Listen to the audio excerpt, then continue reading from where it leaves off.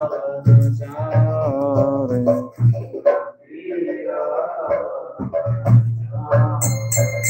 होना तेरा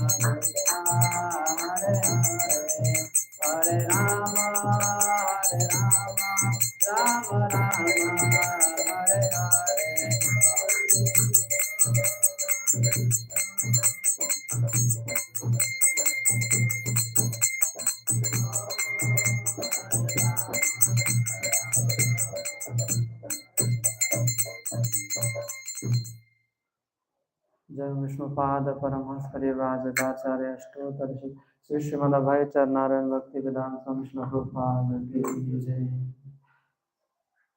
ग्रंथराज श्रीमद् भागवतम की पूर्ण प्रेमानंदे।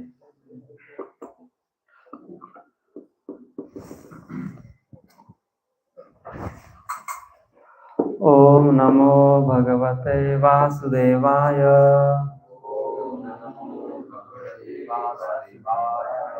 ओम नमो भगवते वासुदेवाय। ओम नमो भगवते वासुदेवाय।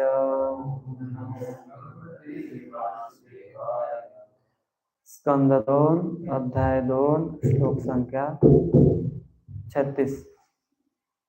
तस्मात् अतएव सर्व सभी आत्मना आत्मा राजन हे राजा हरि ही भगवान सर्वत्र सभी जगह सर्वदा सदैव श्रोतव्य सुना जाना चाहिए। कीर्तितव्य गुणगान किया जाना चाहिए। च भी स्मर्तव्य, स्मरण किया जाना चाहिए। भगवान नृणाम, मनुष्यों द्वारा। तस्मात् सर्वात्मना राजन् हरिः सर्वत्र सर्वदा श्रोतव्यः कीर्तितव्यश्च स्मर्तव्यो भगवान् नृणाम्। तस्मात् सर्वात्मना राजन् हरिः सर्वत्र सर्वदा श्रोतव्यः कीर्तितव्यश्च स्मर्तव्यो भगवान् नृणाम्। तस्मात् सर्वात्मना राजन् हरिः सर्वत्र सर्वदा श्रोतव्यः कीर्तितव्यश्च स्मर्तव्यो भगवान् नृणाम्।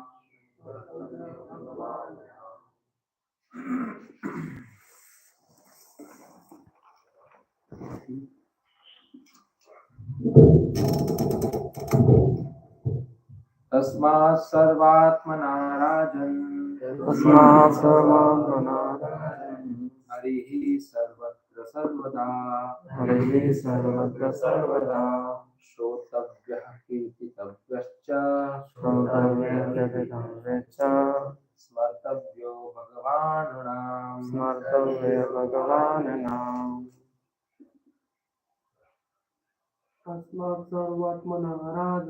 तस्मात् सर्वात्मना राजन्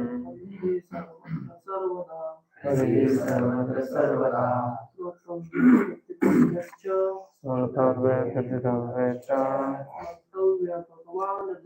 स्मर्तव्य भगवान् नृणाम्।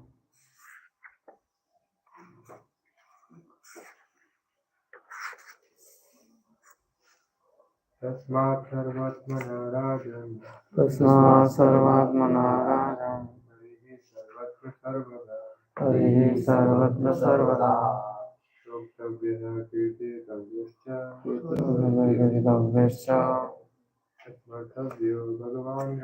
स्मर्तव्यो भगवान् नृणाम्।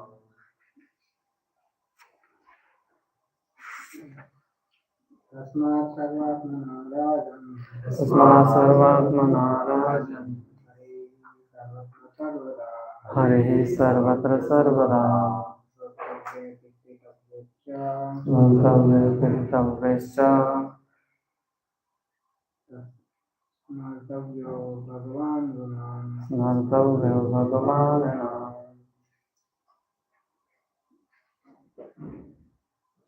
सर्वात्मना राजन्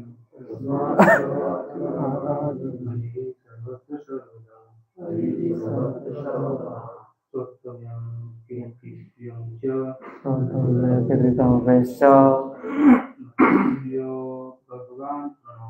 स्मर्तव्य भगवान् नृणाम्। तस्मात् सर्वात्मना राजन् हरिः सर्वत्र सर्वदा स्मर्तव्य कीर्तितव्यश्च स्मर्तव्यो भगवान् नृणाम्।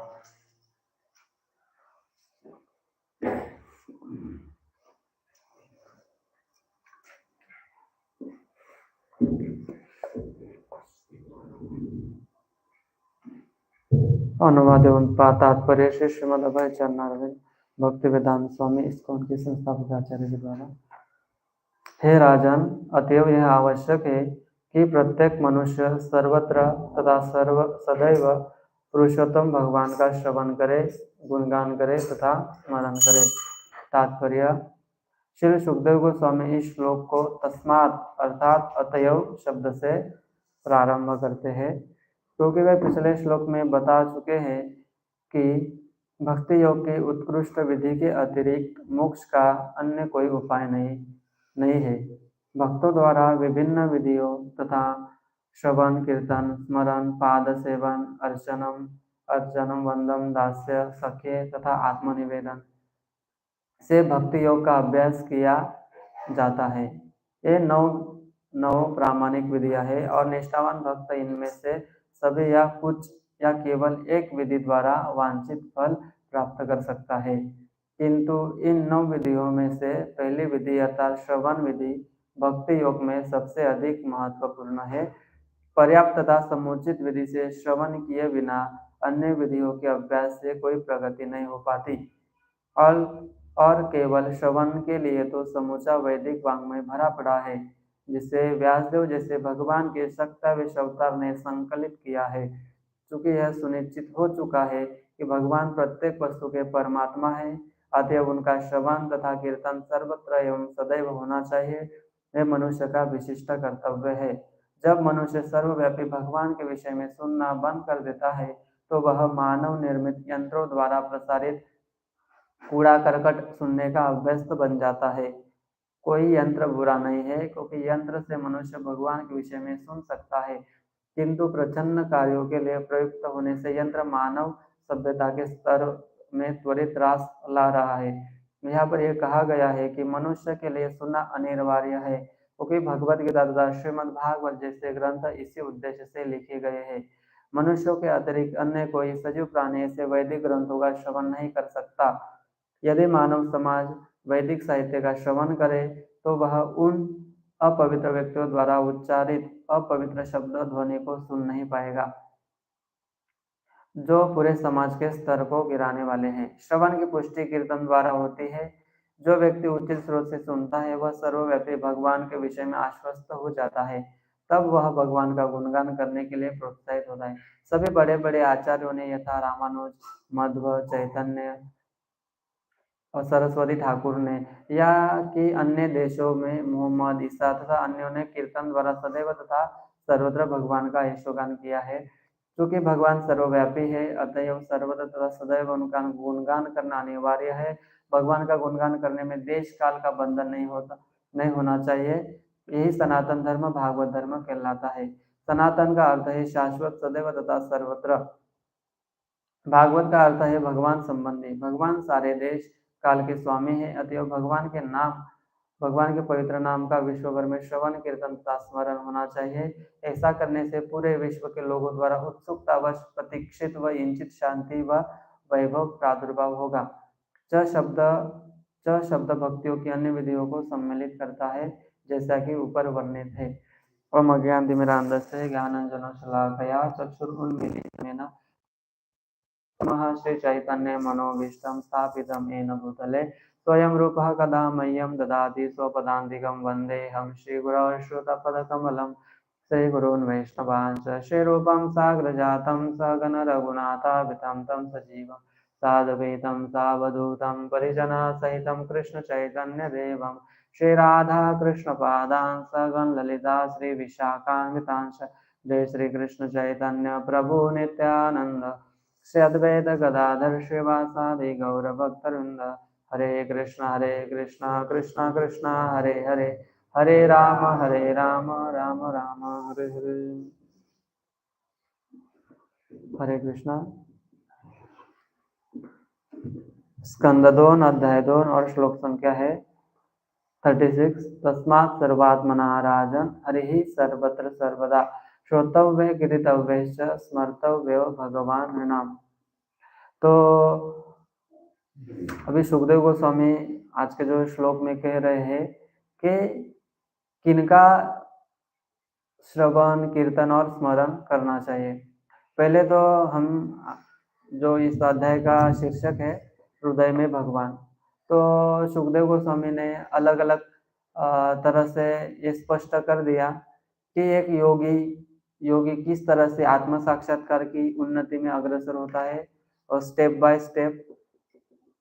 तो धीरे धीरे हमने देखा और वो अलग अलग विधियाँ, अलग विधि जो क्रमिक विधि है अष्टांग योग, उसको अपनाकर वो भगवान का साक्षात्कार करता है।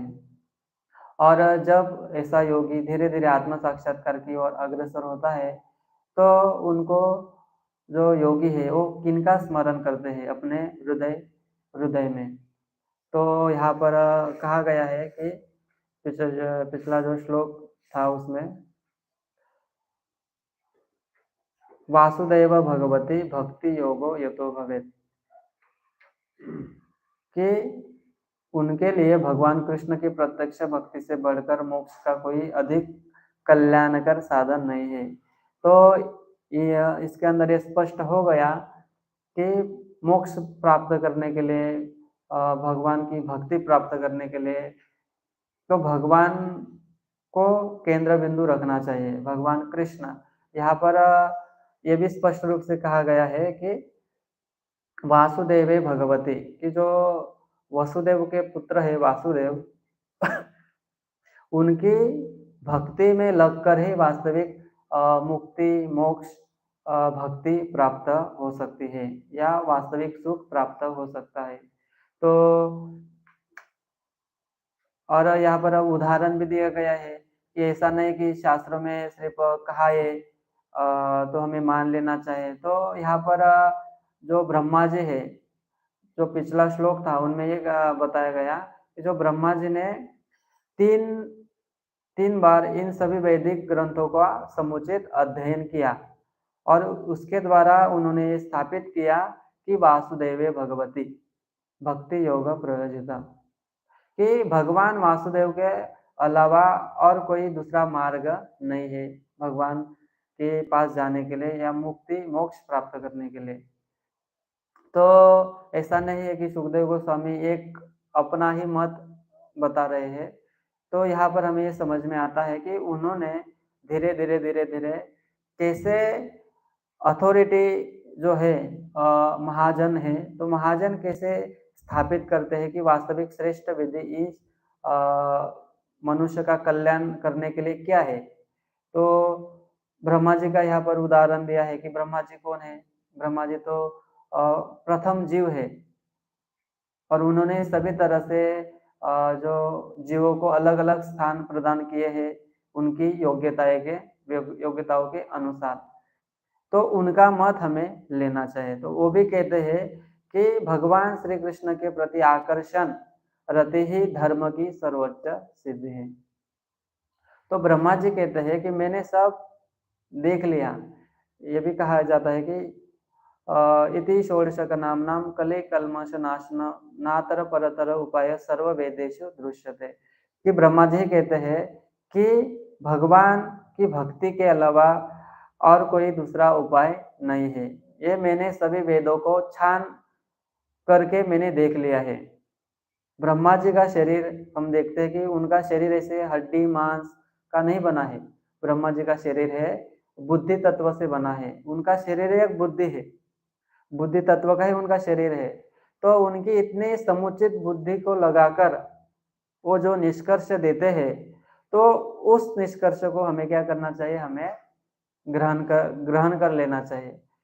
हमें अपने सीमित बुद्धि का यूज करके हमें ऐसा नहीं सोचना चाहिए कि मेरे अनुसार अलग है, कि मैं प्रयास करूंगा, मैं जानूंगा, मैं वेद ग्रंथ सब पढ़ूंगा समझूंगा, तब मैं एक निष्कर्ष लाऊंगा और उसके ऊपर मैं चलूंगा।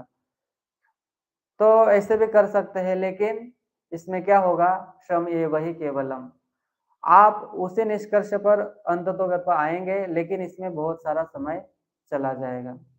जैसे हम उदाहरण स्वरूप ले कि शास्त्र में कहा है कि जो आत्मा है, आत्मा का हमेशा से अस्तित्व होता है, उसे कभी डिस्ट्रॉय नहीं किया जा सकता, ना उसको कोई मारा जा सकता, जलाया जा सकता, ना सुखाया जा सकता है। और जो एक शरीर में आत्मा उपस्थित है, इस कारण से शरीर चल रहा है। तो बहुत सारे साइंटिस्ट लोगों ने नहीं माना और रिसर्च किया। मैंने एक उदाहरण सुना था कि एक ऐसा साइंटिस्ट था, उन्होंने संपूर्ण अपना जीवन आत्मा है या नहीं इसके रिसर्च में क्या कर दिया, उन्होंने बिता दिया। और अभी उनकी उम्र, अभी वो बूढ़े हो गए हैं और उनका निष्कर्ष ये है कि आत्मा का अस्तित्व होता है। तो इसमें त्रुटि क्या है, वो तो वास्तविक ग्रंथ के जो कहते शास्त्र उसके निष्कर्ष तक आ गया, लेकिन त्रुटि ये है कि वो आगे की प्रगति नहीं कर पाया। वो इस निष्कर्ष पर तो पहुंच गया कि आत्मा है। तो शास्त्र में पहले ही बता देते हैं कि भगवान स्टार्टिंग में दूसरे श्लोक में बताते हैं कि आत्मा देहिनोऽस्मिन् यथा देहे कौमारम यौवनम जरा तथा देहांतर प्राप्ति धीरस्तत्र न मुह्यति, कि जो एक शरीर के अंदर जो ऐसा है, जो आत्मा उपस्थित है, इस कारण से ही शरीर जीवित होता है। तो हमें ये भगवान पहले स्थापित करते हैं कि पहले इसे स्वीकार करो, तभी आप आगे की प्रगति कर पाएंगे।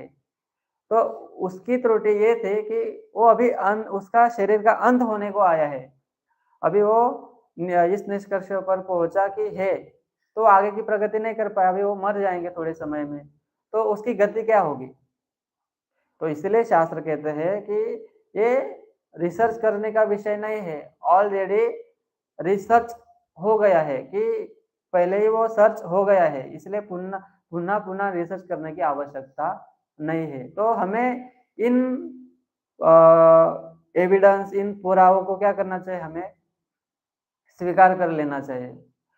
तो स्वीकार करने के बाद हम आगे की प्रगति कर पाएंगे। हम नहीं स्वीकार करेंगे तो कोई बात नहीं, तो धीरे धीरे हम प्रगति बहुत ही स्लो होगी। जैसे कि यहाँ पर योगी का वर्णन है, तो योगी अपने चक्रों को क्या करते हैं, जागृत करते हैं। मूलाधार चक्र है, स्वादिष्टान चक्र है, नाभि चक्र है, सहस्रार चक्र है, आज्ञा चक्र है। इन चक्रों को क्या करते हैं, वो जगाने का प्रयास करते हैं, इनको जागृत करने का प्रयास करते हैं। लेकिन इसमें क्या बहुत सारा समय चला जाता है इन चक्रों को जागृत करने में, और इसमें थोड़ी सी भी त्रुटियां हो जाती है तो वो पूरा हमारा प्रयास क्या हो जाता है, निष्फल हो जाता है, उससे कोई फल नहीं बनता, श्रम यह वही केवलम हो जाता है। इसलिए भगवान कहते हैं कि ऐसे विधियों में ना लगो। वास्तविक जो श्रेष्ठ विधि है, भगवद गीता में भगवान कहते हैं कि भक्त्या माम अभिजानाति, कि भक्ति के द्वारा मुझे आप जान सकते हैं। ना आप कर्म के द्वारा जान सकते हैं, ना ज्ञान के द्वारा जान सकते हो, ना ध्यान के द्वारा जान सकते हो। मुझे केवल जाना जा सकता है तो वो भक्ति के द्वारा, और भक्ति के द्वारा ही जाना जा सकता है, ये हमें ये पता होना चाहिए। तो इन ऐसे जो विधि है, जो कृत्रिम विधि है, जो अपूर्ण विधि है, ऐसे अपूर्ण विधि में हमें लगना नहीं चाहिए। तो इसलिए हम देखते हैं अभी जो आज का जो तात्पर्य है, प्रभुपाद जी बहुत ही अच्छे तरह से इसको बताते हैं कि अतएव यह आवश्यक है कि प्रत्येक मनुष्य सर्वत्र तथा सदैव पुरुषोत्तम भगवान का श्रवण करे, गुणगान करे तथा स्मरण करे। कि भगवान का ही श्रवण करना चाहिए, उनका ही गुणगान करना चाहिए, और उनका ही क्या करना चाहिए, स्मरण करना चाहिए। तो हम देखते हैं कि आजकल के लोग किन का श्रवण करते हैं। भागवतम में क्या लिखा है, श्रोतव्यादिनी राजेंद्र नृणाम संति सहस्रशा अपश्यताम आत्मतत्वम गृहेषु गृहे मेदिनम।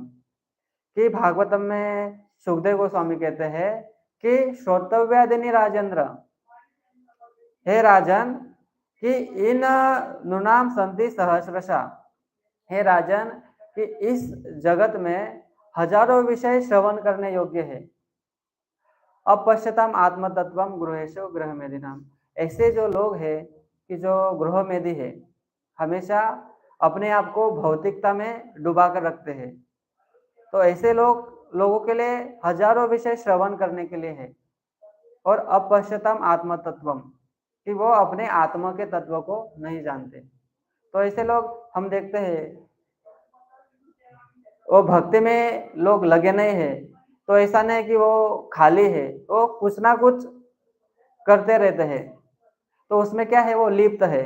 उनके लिए श्रवण करने के लिए हजारों विषय है। वो न्यूज देखते हैं, टीवी देखते हैं, स्पोर्ट देखते हैं, यहाँ वहाँ की पॉलिटिक्स सुनते हैं। तो उनके लिए श्रोतव्यादिनी राजेंद्र, उनके लिए हजारों विषय श्रवण करने के लिए है। लेकिन ऐसे लोग क्या है, अपने आत्म तत्व को नहीं जानते। तो इनको क्या कहा गया है, कुगृहेषु गृह मेदी नाम, ये गृह मेदी है। ऐसे गृह मेदी का ये जीवन है। तो हमें ये समझना चाहिए कि इन ग्रंथों में, इन भागवत के जो श्लोकों में किसके लिए प्रोत्साहन दिया है। भगवत गीता में भी हम देखते हैं कि अनन्य चिंतयन्तो माम, भगवान क्या कहते हैं कि अनन्य रूप से मेरा चिंतन करो, सततम नित्य युक्ता नाम, कि मेरा सतत रूप से क्या करो, मेरे में लगे रहो। तो इसमें भगवान कहते हैं कि फोर्स करते हैं कि आप सतत रूप से मेरे श्रवण करो, मन मना भव मद भक्तो मध्याजी माम नमस्करो, मेरे श्रवण में, मेरे कीर्तन में मुझे नमस्कार करो। तो भगवान ऐसा क्यों कहते हैं? भगवान इसलिए कहते हैं कि वास्तविक श्रवण करने, वास्तविक गुणगान करने और वास्तविक स्मरण करने के योग्य मैं अकेला ही हूँ। ऐसा नहीं कि आप किसी दूसरे का स्मरण कर कर, उनका चिंतन कर कर आप सुखी हो जाएंगे। भगवान कहते हैं कि आप केवल मेरा ही श्रवण करेंगे, मेरा स्मरण करेंगे और मेरा ही गुणगान करेंगे, तभी आप सुखी हो सकते हैं। तो ये हमें ये इनसे समझना चाहिए कि ये शास्त्र में इतना फोर्सफुली क्यों कहा गया है। तो हमने धीरे धीरे देखा, तो उसमें आता है, भगवान भगवद गीता में कहते हैं कि भोक्ताराम यज्ञ तपसाम सर्वलोक महेश्वरम सूर्योदम सर्वभूतानाम ज्ञात्वा माम शांति मृच्छति, कि भगवान कहते हैं कि भोक्ताराम यज्ञ तपसाम, कि मैं सभी कुछ चीजों का भोक्ता हूँ। सभी कुछ जो इस संसार में दिख रहा है वो सभी मेरे भोग के लिए ही है, मेरे संतुष्टि के लिए ही है। सर्वलोक महेश्वरम, और मैं सभी लोगों का क्या हूँ, स्वामी हूँ। हम क्या देखते हैं कि जो कुछ स्वामी रहेगा वही तो जो चीजें होगी उसका भोग करेगा। हम तो नहीं है, हम इस शरीर का स्वामी नहीं है, तो हम इस शरीर का भी भोग कैसे कर सकते हैं? तो शरीर के स्वामी भी कौन है? शरीर के स्वामी भी भगवान है। भगवान भगवद गीता में कहते हैं कि जो शत्रज्ञ चापिमाम विद्धि सर्व क्षेत्रेषु भारत, कि ये जो भी सबको एक क्षत्र मिला है, क्षत्र का अर्थ क्या है? एक शरीर क्या है? क्षत्र है। और एक क्षत्रज्ञ कौन है? उसमें रहने वाला आत्मा। दो क्षत्रज्ञ है, एक आत्मा है और दूसरा परमात्मा है। और इस श्लोक में क्या कहते हैं कि सर्व क्षेत्रेषु भारत, हम जो आत्मा है, हम सिर्फ ये क्षत्र के बारे में थोड़ा बहुत कुछ जानते हैं कि ये क्षत्र कैसे काम करता है, कहाँ पर क्या है। हम देखते हैं कि कहाँ पर कुछ भी चींटी भी काटे तो हमें पता चलता है, तो भगवान को भी पता चलता है। ऐसा नहीं कि हमें पता चलता है, भगवान को सिर्फ हमारा सुख दुख के बारे में नहीं पता चलता। सर्व क्षत्रेषु भारत, कि भगवान ने सभी को क्षत्र दिया है, एक चींटी को भी दिया है, ब्रह्मा जी को भी दिया है, मनुष्य को भी दिया है, पेड़ पौधों को भी दिया है। तो सभी कुछ भगवान जानते हैं, सभी क्षत्र के बारे में उनको नॉलेज है। तो इसलिए भगवान सभी क्षत्र को जानते हैं। जब हम भगवान से कुछ प्रार्थना करते हैं तब भगवान उस प्रार्थना को सुनते हैं। उस प्रार्थना को सुनकर ही फिर हमें वो आदान प्रदान भगवान करते हैं। तो ये हमें पता होना चाहिए। और यहाँ पर प्रभुपाद जी लिखते हैं कि यहाँ पर अतएव शब्द बहुत ही महत्वपूर्ण है। इसलिए आपको भगवान का श्रवण करना चाहिए, कीर्तन करना चाहिए, स्मरण करना चाहिए। इसलिए कि भगवान ही इस सभी कुछ इसके भोक्ता है, भगवान का ही सब कुछ है। ईशावासम इदम सर्वम एक किंचित जगत्याम जगत तेना तक्तेना भुंजिता माम कस्यस्वित धनम, कि भगवान कहते हैं कि सब कुछ मुझसे ही आता है। ओम पूर्णमदः पूर्णमिदं पूर्णात् पूर्णमुदच्यते से पूर्ण पूर्णमादाय पूर्णमेवावशिष्यते। भगवान कहते हैं कि सभी कुछ पूर्ण से आता है, और वो पूर्ण कौन है? पूर्ण मैं हूँ। तो इसलिए आपको मेरा ही स्मरण करना चाहिए, कीर्तन करना चाहिए और स्मरण करना चाहिए। तो हमें ये पता होना चाहिए। और इससे भी पहले, जैसे कि इस अध्याय की जो शुरुआत हुई थी, तभी एक बार फिर सुखदेव गोस्वामी बताते हैं कि तस्मात् भारत सर्वात्मा भगवान ईश्वरो हरिः श्रोतव्य कीर्तितव्य च स्मर्तव्य अच्युतो भयम। तो इसलिए भगवान का स्मरण करना चाहिए, जो सभी कुछ हमें भय से मुक्त करने वाले हैं। तो जो भी हमें इस संसार में हम आते हैं तो भय के कारण ही आते हैं, और हमारा भय उत्पन्न होता है कि अभी क्या होगा, अभी अभी हम इस स्थिति में हैं तो आगे जाकर क्या होगा, भविष्य में क्या होगा। तो इस कारण से हमें भय होता है। तो इन सभी भय से मुक्ति मिलाने के लिए, मुक्ति हमें मिलने के लिए हमें भगवान का श्रवण कीर्तन स्मरण करना चाहिए। और उसके आगे बताते कि यतवान सांख्य योगाभ्याम स्वधर्म परिनिष्ठया जन्म लाभ परम पुंसाम अंते नारायण स्मृति। कि जो कुछ भी सांख्य योग है, ध्यान योग है, इन सभी का उद्देश्य क्या है। अभी यहाँ पर यह ध्यान योग का वर्णन हुआ, तो अष्टांग योग का वर्णन हुआ, तो इन सभी का अंतोगत व निष्कर्ष क्या है, अंते नारायण स्मृति स्वधर्म परिनिष्ठया। जब हम अपने स्वधर्म में लगे रहते हैं तो उसका भी उद्देश्य क्या है, वर्णाश्रम चारवताम पुरुष न पर पुमान विष्णु आराध से पंथा नान्य तत्वोषण कारणात्। कि वर्णाश्रम का भी उद्देश्य क्या है, भगवान की संतुष्टि है।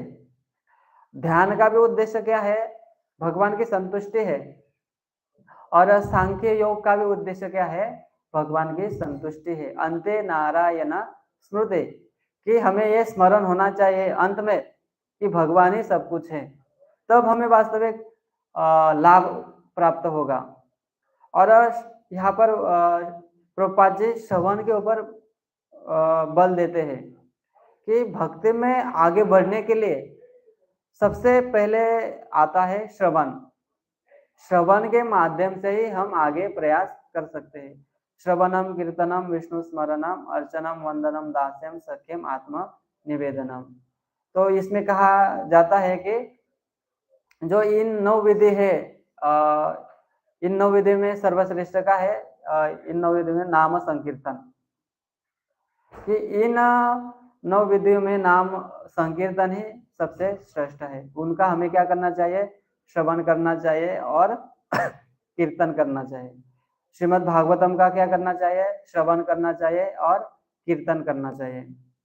तो प्रभुपाद जी लिखते हैं कि इन सारे ग्रंथों की रचना किस लिए हुई है, भगवद गीता, श्रीमद् भागवतम, इन ग्रंथों की रचना किस लिए हुई है, कि हम समुचित रूप से हम श्रवण कर पाए। श्रवण का महात्म्य इतना सारा है।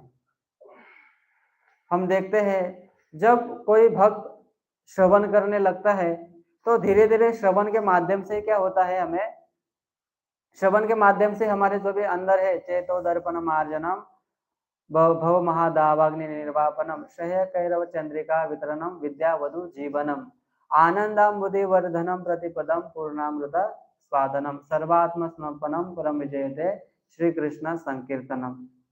कि कहा जाता है कि आप श्रवण करेंगे, नाम संकीर्तन श्रवण करेंगे, श्रीमद् भागवतम श्रीमद् भगवद गीता श्रवण करेंगे, तो इससे क्या होगा कि चेतो दर्पण मार्जनम, आपके अंदर का जो भी चित्त में जो भरा पड़ा जो मल है वो क्या होगा, उससे आप मुक्त हो जाएंगे।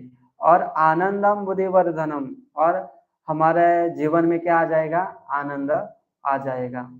और भागवत में और एक श्लोक है कि शून्यमता शुद्धया नित्यम गुणन्तस्य स्वचेष्टितम कालेन नाति दीर्घेन भगवान विशते हृदय। कि कहा जाता है कि आप श्रद्धा से सुनेंगे, शून्यमता श्रद्धया नित्यम, और वो सुनना भी कैसे है, नित्य रूप से सुनना है, नित्यम भागवत सेवया। ऐसा नहीं है कि कोई कहे कि मैं हफ्ते में एक बार आता हूँ, संडे प्रोग्राम में आता हूँ, या मैं जन्माष्टमी में एक बार आता हूँ, और मैं रेगुलरली हफ्ते में एक बार आता हूँ और सुनता हूँ, तो ये नित्यम भागवत सेवया है क्या, नहीं। नित्यम का अर्थ है डेली, हर रोज हमें भगवद गीता और भागवतम के बारे में सुनना पड़ेगा। और गृणतस्य स्वचेष्टितम, कि सुनकर ही काम नहीं चलेगा, कि क्या करना होगा, स्वचेष्टितम गृणतस्य स्वचेष्टितम, और हमें क्या करना होगा, गंभीरता पूर्वक सुनना होगा।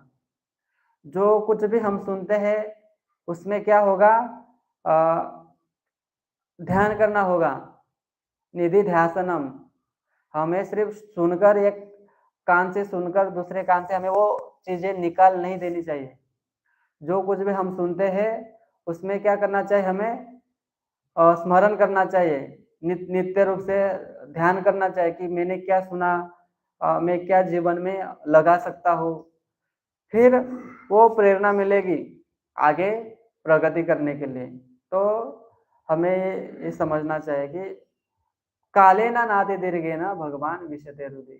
जब हम ऐसे श्रवण करेंगे तो कहा जाता है कि काले ना अति दीर्घे ना, कि ज्यादा समय में नहीं, बहुत ही कम समय में भगवान विशते हृदय, कि भगवान आपके हृदय में क्या हो जाएंगे, प्रकट हो जाएंगे। तो देखिए कि श्रवण का कितना महात्म्य है। सभी शास्त्र में श्रवण के ऊपर ही बहुत ही इंपॉर्टेंस दिया है। हम भगवान का दर्शन अपनी आंखों से नहीं कर सकते, क्योंकि हमारी आंखें चर्म चक्षु है। चर्म ये भौतिक इंद्रिया है। भौतिक इंद्रियों से हम आध्यात्मिक जो पूर्ण रूप से सच्चित आनंदमय भगवान है, ऐसे भगवान को हम नहीं देख सकते। तो ऐसे भगवान को देखने के लिए क्या करना चाहिए कि हमें भगवान के दर्शन अपने कानों से होते हैं। शास्त्र में क्या क्या कहते हैं कि भगवान के दर्शन ऋत कर्ण रसायन कथाः, भगवान के दर्शन अपने कानों से होते हैं। जब हम भगवान की रसायन कथा हमारे कान के अंदर प्रविष्ट होगी, तब भगवान अपने हृदय में क्या हो जाते हैं, प्रकट होते हैं। तो देखिए आजकल के लोग भगवान को देखने के लिए उत्सुक है कि भगवान एक बार मुझे दर्शन दे दे तो मैं भक्ति तुरंत चालू कर दूंगा। तो भगवान ऐसे दर्शन देंगे। भगवान शास्त्र में कहते हैं कि मैं दर्शन किस तरह से देता हूँ, दर्शन में आंखों से नहीं देता। योग माया समावृता मूढ़ोयम नाभि जानाति। भगवान कहते हैं कि मैं योग माया के द्वारा क्या हूँ, ढका हुआ हूँ, तो मैं कैसे दिख सकता हूँ। तो ये योग माया हटाने के लिए क्या कहते हैं कि ये भगवान की रसायन कथा है। जब हम भगवान के शृण्वता श्रद्धया नित्यम, हम श्रद्धा से नित्य रूप से श्रवण करेंगे, तो भगवान क्या कहते हैं कि मैं योग माया को क्या फिर हटाता हूँ। जो पर्दा है, जो कोहरा है, वो कोहरे को हटाता हूँ, और मैं वास्तविक कोहरे को हटाया तो क्या हो जाता है, सूर्य दिख जाता है। तो हमें भगवान का श्रवण करने से ही सब कुछ हमें हासिल होगा। प्रविष्ट कर्णरंध्रेण धुनोति शमलम कृष्ण। जब ये कथाएं हमारे कान के अंदर प्रविष्ट होगी कि धुनोति शमलम कृष्ण, कि फिर हमारे अंदर के जो भी मल है, जो काम क्रोध लोभ मोह मद मत्सर, इन सब का क्या है, मल है, तो वो मल क्या होता है, हटता है। जैसे नित्य रूप से श्रवण क्यों करना चाहिए, कोई कह सकता है कि क्यों नित्य रूप से करना चाहिए।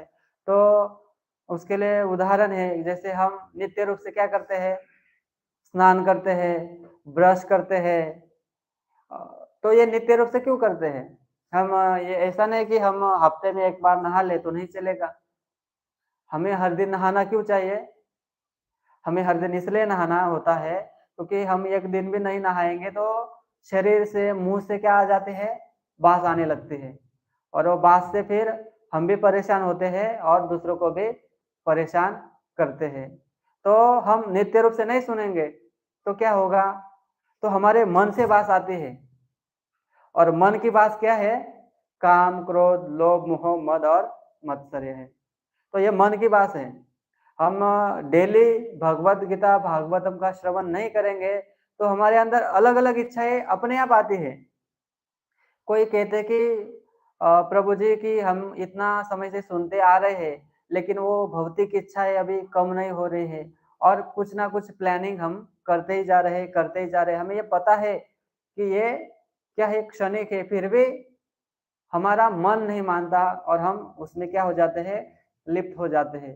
तो ये इसलिए हो रहा है क्योंकि हम नित्य रूप से क्या नहीं कर रहे हैं, श्रवण कीर्तन नहीं कर रहे हैं। जब हम नित्य रूप से श्रवण करेंगे तो ये चीजें क्या होगी, ये डॉर्मेंसी में रहेगी।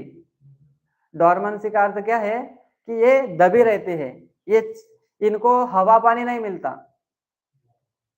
जब तक इनको हवा पानी ना मिले तब तक ये ग्रो कैसे करेगी? ये जैसे कि बीज है बीज को उचित खाद और उसको पोरिंग वाटर का नहीं किया जाएगा, पानी नहीं दिया जाएगा, तब तक वो कैसे फलीभूत होगा। तो इसी तरह जैसे हमारी जो काम कर्म बीज है हमारे अंदर, वो तो है ही हमारे अंदर, जब इनको हवा पानी नहीं मिलेगा तो ये बाहर नहीं आएंगे। तो इनको दबा के रखने के लिए भगवान की क्या है? शृण्वता श्रद्धया नित्यम, नित्यम भागवत सेवया, भगवान की कथा है। प्रविष्ट कर्णरंध्रेण, जब ये कथाएं अंदर जाती है तो वो अंदर का बाहर नहीं आता है।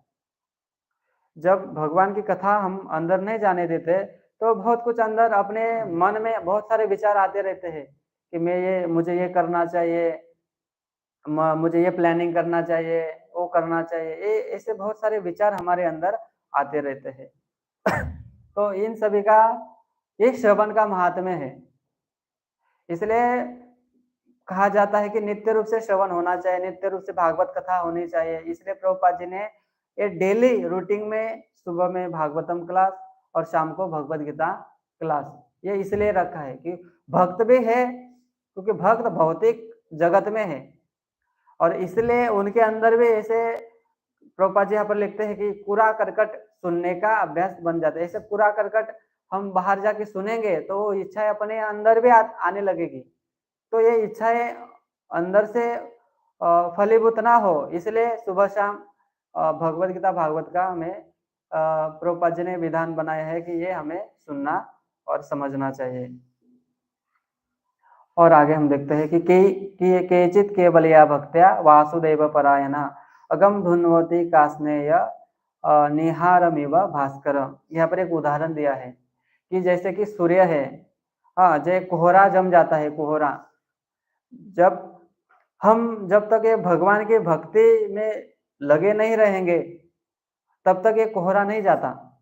जब हम भगवान की भक्ति में पूर्ण रूप से सततम नित्य युक्तानाम अनन्य चिंतयन्तो माम, जब हम सतत रूप से भगवान की भक्ति में लगे रहेंगे तो ये जो कोहरा है वो कोहरा हट जाता है। अगम धुन्वती कास्नेय, जो भी हमारे अंदर जो भी पाप कर्म के बीज है वो बीज क्या हो जाते हैं? धीरे धीरे वो हट जाते हैं और हमें भगवान का जो हमारे हृदय में है परमात्मा स्वरूप श्याम सुंदर भगवान, तो उनके वास्तविक दर्शन होने लग जाते हैं। भास्कर जैसे कि सूर्य दिखने लग जाता है, कोहरा हट जाता है तो सूर्य दिखने लग जाता है। तो वैसे ही इसी तरह हम भी जब एक श्रद्धा से सुनेंगे, क्योंकि किसी भी चीज में हमें करने के लिए क्या चाहिए? पहले तो आदो श्रद्धा तथा साधु संग। भक्ति में भी हमें आगे बढ़ने के लिए श्रद्धा चाहिए। श्रद्धा से जब सुनेंगे तब धीरे धीरे आगे का हमारे प्रगति में कुछ बढ़ोतरी होगी। जब हमें श्रद्धा नहीं होगी, हमें संशय होंगे कि ये भक्ति पथ वास्तविक हमें मुक्ति दिलाएगा या फिर भक्ति दिलाएंगे कि नहीं, ये श्रद्धा भी नहीं होगी तो कुछ नहीं होगा। हम भौतिकता में भी आगे बढ़ने के लिए भी श्रद्धा चाहिए। हम भौतिक ज्ञान भी लेते हैं, उस ज्ञान को लेने के लिए भी श्रद्धा चाहिए। हम देखते हैं कि हमारे जो टीचरों ने बताया हमें 1 + 1 = 2, तो हम पूछ सकते थे उनको, एक और एक 2 ही क्यों होता है, 3 क्यों नहीं होता या 4 क्यों नहीं होता? हमने क्या किया?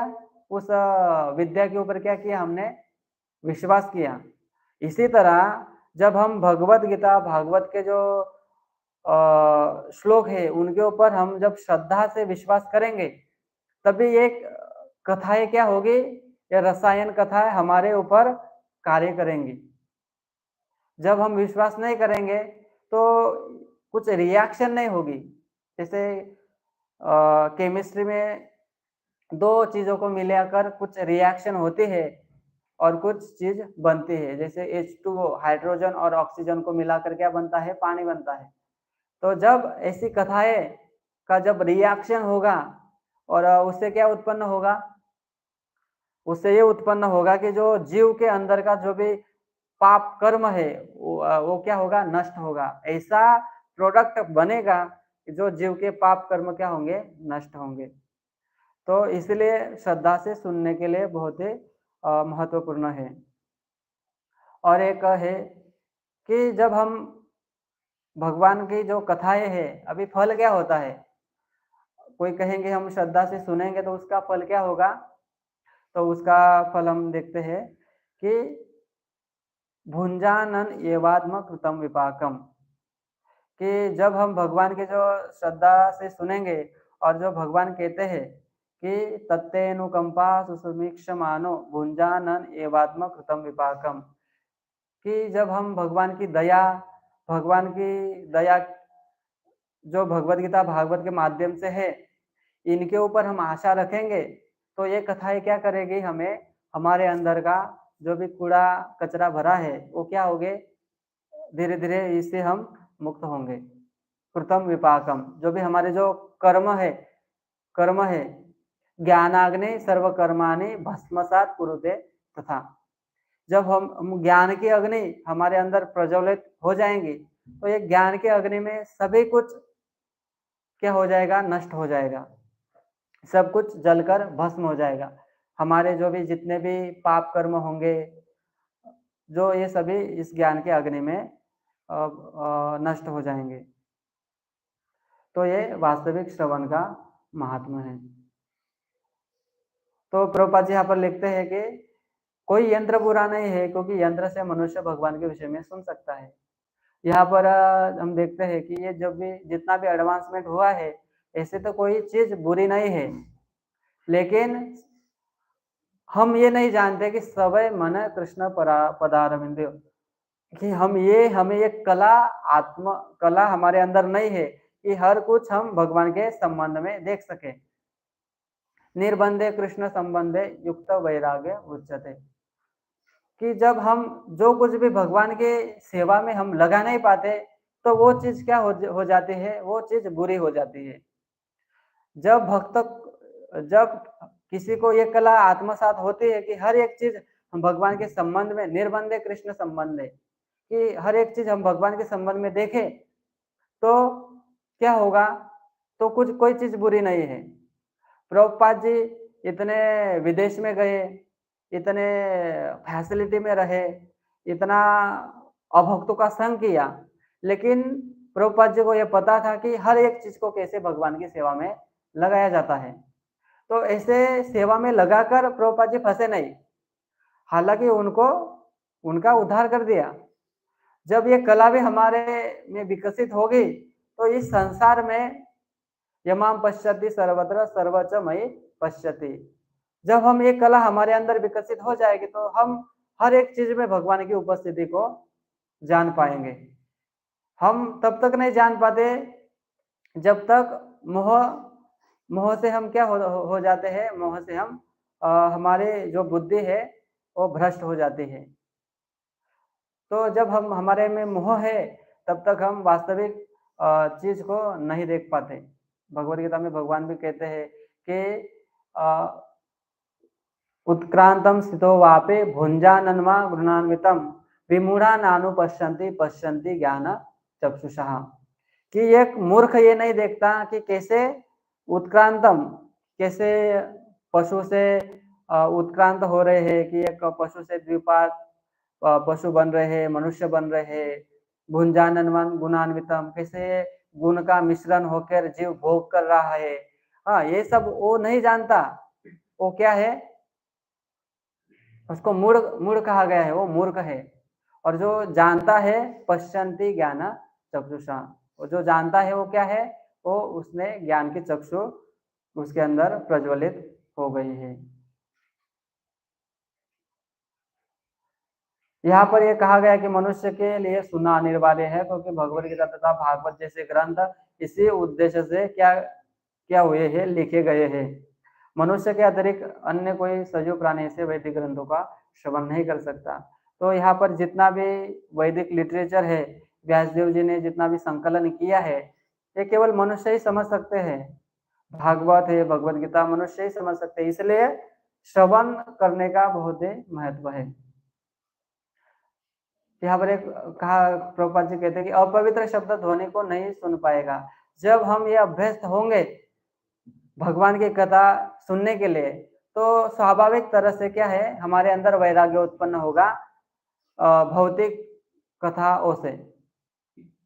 जैसे ये विपरीत है, भगवान की कथा में आसक्ति होती है और इसके विपरीत क्या होता है, भौतिक कथा सुनने में अरुचि उत्पन्न होती है।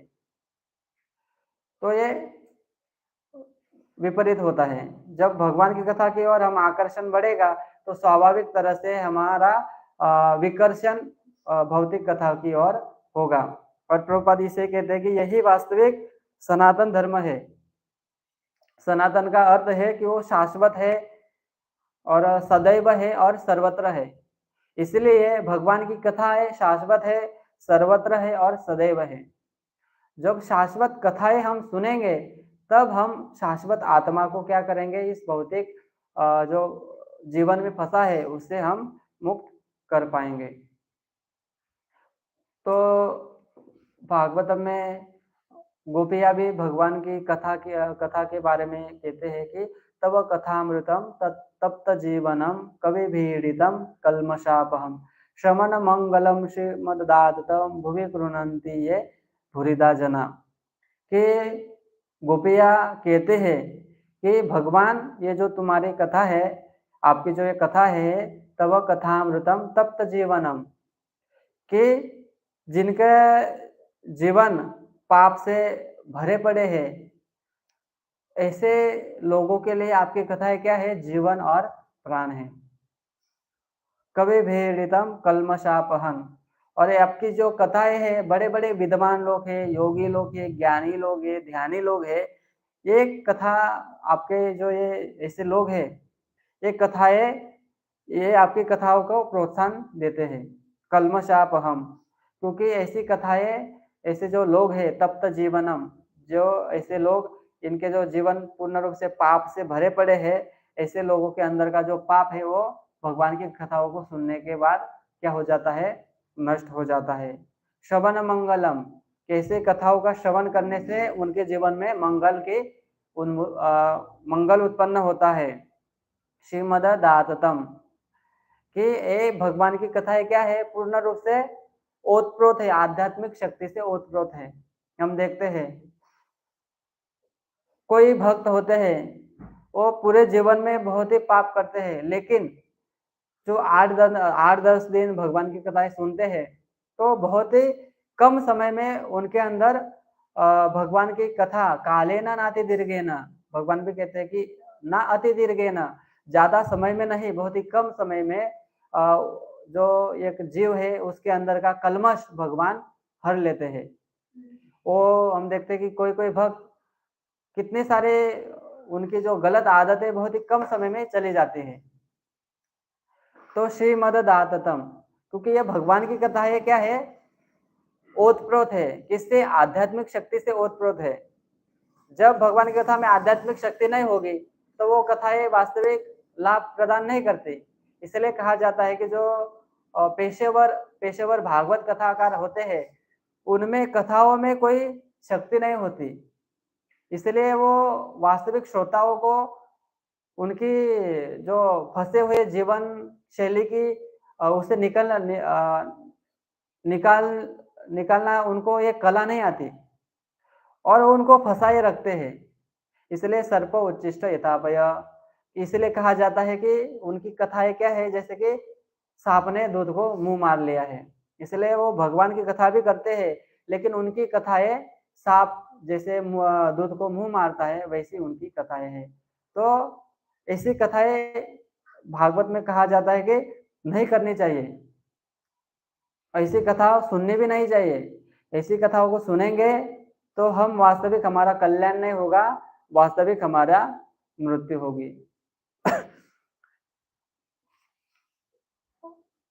भुवि गृह्णन्ति ये भूरिदा जना, तो जो ऐसी कथाओं का प्रसार प्रचार में लगे हैं ये भूरिदा जना, कि जो गोपियां हैं उनके अनुसार वो कहते हैं कि यही वास्तविक उपकारी है और यही वास्तविक उपकार है। चैतन्य महाप्रभु कहते हैं कि भारत भूमिते मनुष्य जन्म होइला, जन्म सार्थक करी करो पर उपकार।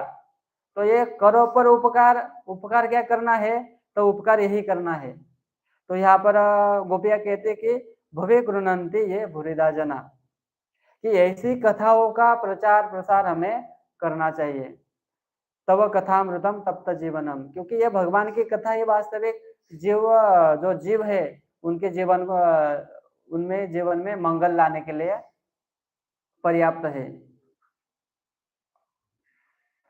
भगवान के पवित्र नाम का विश्व भर में श्रवण कीर्तन तथा स्मरण होना चाहिए। ऐसा करने से पूरे विश्व के लोगों द्वारा उत्सुकतावश प्रतीक्षित व इच्छित शांति व वैभव का प्रादुर्भाव होगा। प्रभुपाद जी यहाँ पर लिखते हैं कि ऐसी भगवान की कथाएं वास्तविक श्रवण और कीर्तन और स्मरण होना चाहिए।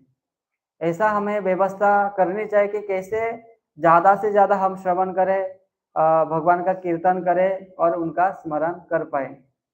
जब हम ये देश में जब ऐसी व्यवस्था होनी चाहिए, वास्तविक जो लोग हैं कैसे भगवान का श्रवण कीर्तन और स्मरण करें, तो यही वास्तविक कल्याणकारी चीज है।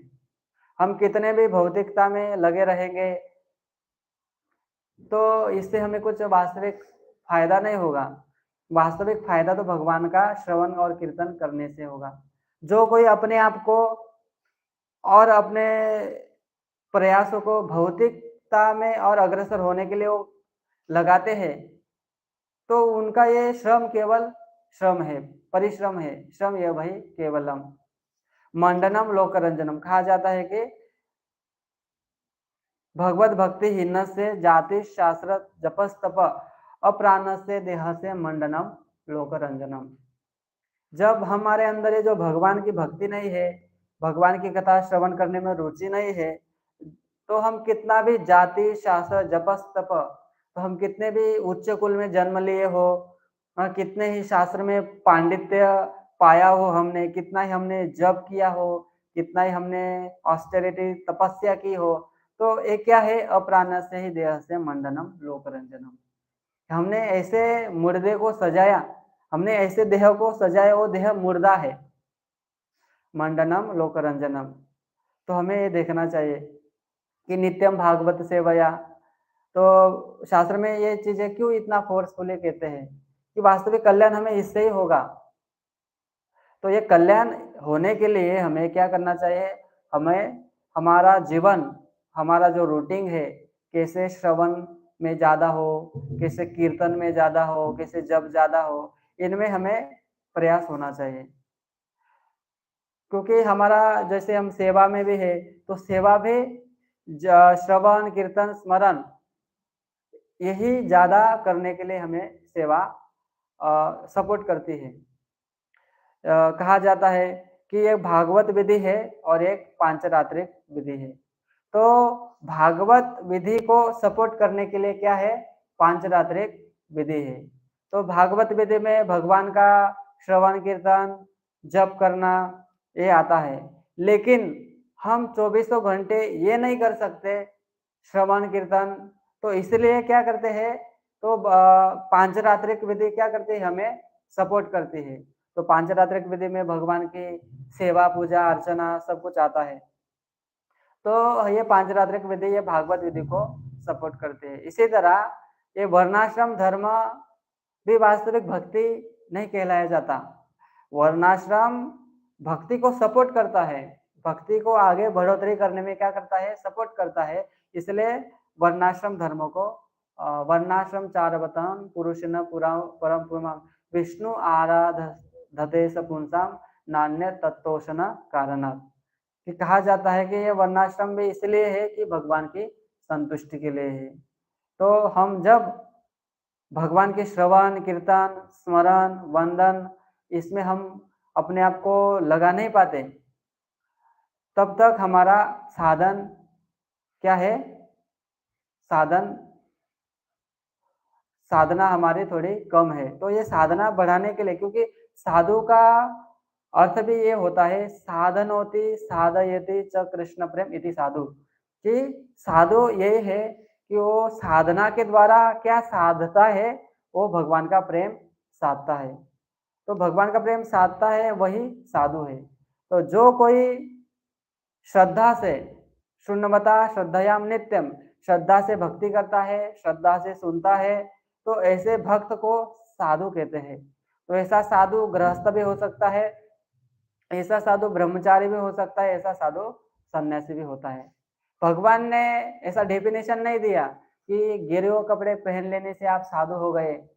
भगवान कहते हैं कि भगवद गीता में योग नाम अपनी सर्वेशाम मद गते अंतरात्मना भजतम, जो अनन्य रूप से जो भजन करता है वही साधु है। तो अनन्य रूप से भजन तो कोई भी कर सकता है, साधारण गृहस्थ भक्त भी कर सकते हैं, योगी भी कर सकता है, और ब्रह्मचारी सन्यासी भी कर सकते हैं। तो हमें ऐसे योगी बनना चाहिए जो भगवान कहते हैं। तो हम इस आज के जो श्लोक में यही हमें समझना चाहिए कि शास्त्र में यहाँ पर ये बल दिया जाता है कि श्रवण कीर्तन स्मरण, और वो भी किन का करना चाहिए, भगवान का ही करना चाहिए और भगवान के भक्तों का करना चाहिए। मद भक्त पूजा वेद का, कि भगवान कहते हैं कि मेरी पूजा से बढ़कर मेरे भक्तों की पूजा होती है। या तो फिर आप भगवान का श्रवण कीर्तन स्मरण कीजिए, या फिर भगवान के भक्तों का श्रवण कीर्तन स्मरण कीजिए, तो दोनों का फल एक ही होगा। तो ये भागवत क्या है? भागवत तो भगवान के भक्तों का श्रवण कीर्तन है। परीक्षित महाराज कैसे भगवान के भक्त है, कुंती महारानी, युधिष्ठिर महाराज, ऐसे अलग अलग है भगवान के भक्त है। तो ये कैसे भगवान के भक्त, तो उनकी चर्चा है यहाँ पर। वो कैसे भक्त बने, उन्होंने कैसी साधना किया, उन्होंने कैसे भक्ति किया, तो इनका गुणगान ही वास्तविक भक्ति है। एक ग्रंथ भागवत और एक भक्त भागवत। जो ग्रंथ भागवत है उनका ग्रंथ भागवत एज इट इज पालन करने वाले भक्त भागवत होते हैं। जैसे आचार्य है, आचार्य भी कौन है, भक्त भागवत है। तो हम इनका भी पालन करेंगे, तो जैसे ग्रंथ भागवत का पालन करने से जो फल उत्पन्न होगा वही फल हम भक्त भागवत के आचरण हम उनके अनुसार करेंगे, तो वो फल भी हमें वास्तविक मिलेगा। तो यही आज का जो श्लोक है उसका तात्पर्य है। हरे कृष्णा। किन्हीं का कोई प्रश्न होगा तो आपने बोला कि जो पंचरात्रि विधि है, तो हाँ। वो ये भागवत ये विधि है, इसको सपोर्ट करने के लिए जैसे सेवा है और श्रवण कीर्तन स्मरण को सपोर्ट करें। हम ऐसा भी सुनते हैं कि हम जो श्रवण कीर्तन करते हैं तो उसका उद्देश्य है कि हमारी भगवान की सेवा में रुचि उत्पन्न और धीरे धीरे हमें वही स्थिति को जाना है कि हम भगवान की सेवा करें, जो उस स्थिति में है भगवान। तो वो तो ऐसा श्रवण कीर्तन वो ऐसे नहीं करते जिस तरीके से हमें करना था, ये कॉन्ट्रडिक्टरी लगता है। क्या मैं सव्य साची प्रभु के लेक्चर में सुना था, सव्य साची प्रभु कह रहे थे कि वास्तविक जो कलियुग की विधि है ना, कलियुग की विधि भागवत विधि है। तो ये भागवत विधि भगवान की, क्योंकि कलयुग में हम देखते हैं कि ना आयु ज्यादा है, ना स्मरण शक्ति है, ना कुछ भी हमारा परफेक्ट नहीं है। तो वास्तविक तो इस विधि में वास्तविक लाभ प्रदान करते हैं तो भगवान का श्रवण कीर्तन स्मरण, जैसे हम कहते हैं कि भागवत विधि है। भागवत विधि वास्तविक जो भागवत का श्रवण और कीर्तन है, तो ये भागवत विधि कहलाती है। लेकिन ये विधि हम देखते हैं कि हम नहीं ज्यादा समय ये एक ही विधि नहीं कर पाते। जैसे कोई श्रवण करे तो कोई 24 घंटे श्रवण नहीं कर पाएगा, कोई सुनना है कोई सुन भी नहीं पाएगा। तो ये भागवत विधि को सपोर्ट ये पांचरात्रिक विधि करती है कि अभी हम पूर्ण रूप से भागवत विधि में नहीं लग पाते, तो इसीलिए हमें क्या किया जाता है, तो हमें सेवा के द्वारा, हमें डीटी वर्शिप के द्वारा, तो अलग अलग सेवा के माध्यम के द्वारा क्या हमें लगाया जाता है। हाँ, उसके माध्यम से हम जो भी पूर्ण रूप से नहीं रख पाते, हाँ, इसलिए हमें ये सब बाकी सेवाओं के द्वारा, हाँ, क्योंकि हम शुद्ध भक्त नहीं है ना, क्योंकि हाँ सेवाएं है। जैसे कि हम देखते हैं कि जो शुद्ध भक्त होते हैं तो भगवान का वो हमेशा से वो श्रवण करते 24 घंटे रह सकते हैं। जैसे रूप गोस्वामी कहते हैं कि मुझे हजारों कान दीजिए कि मैं एक दो कान से पूर्ण रूप से मैं श्रवण नहीं कर पाता हूँ भगवान की से यानी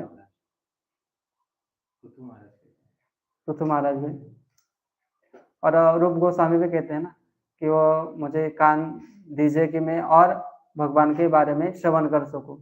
तो हालांकि भगवान के नाम गुण रूप लीला हमेशा हमें श्रवण तो करना है, लेकिन हम सेवा भी क्या करते हैं, सेवा भी इसलिए करते हैं कि वो कैसे अच्छे तरीके से हो पाए।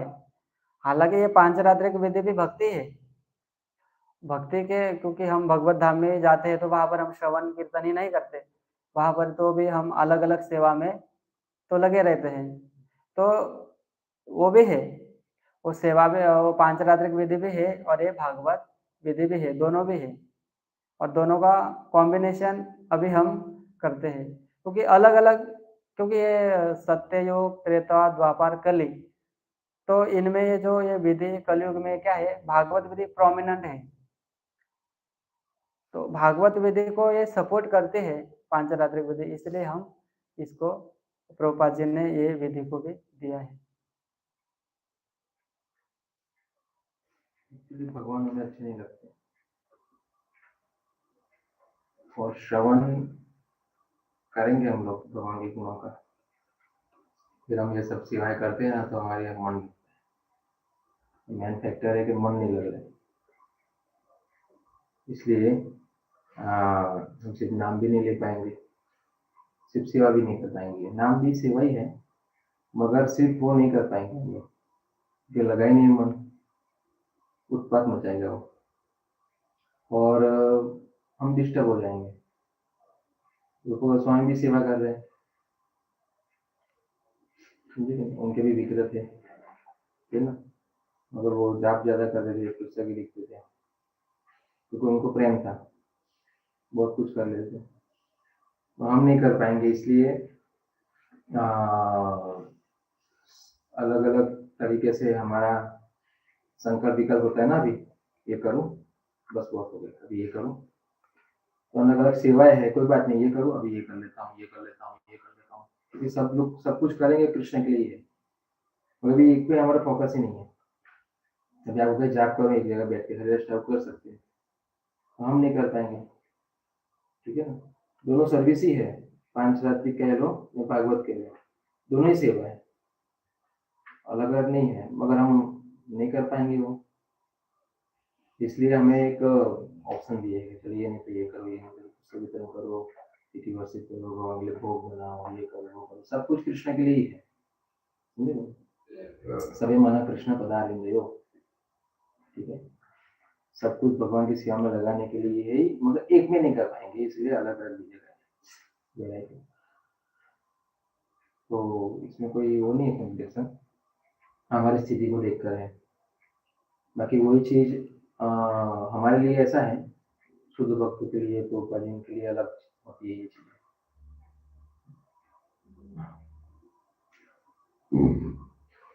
लगाते हैं ना सेवा में, किसी प्रकार सेवा में यह कहना प्रकार है ना, तो ये न कहना प्रकार, इनका मतलब ये है प्रकार, ये न कहना प्रकार, तो ये है तिथि वर्षित आदि जो भी जाप करना है सब कुछ।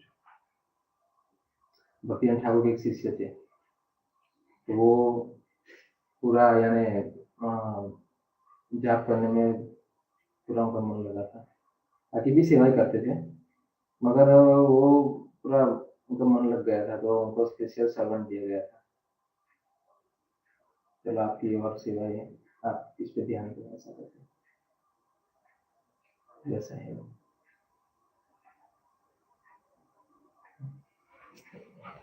ग्रंथराज श्रीमद् भागवतम की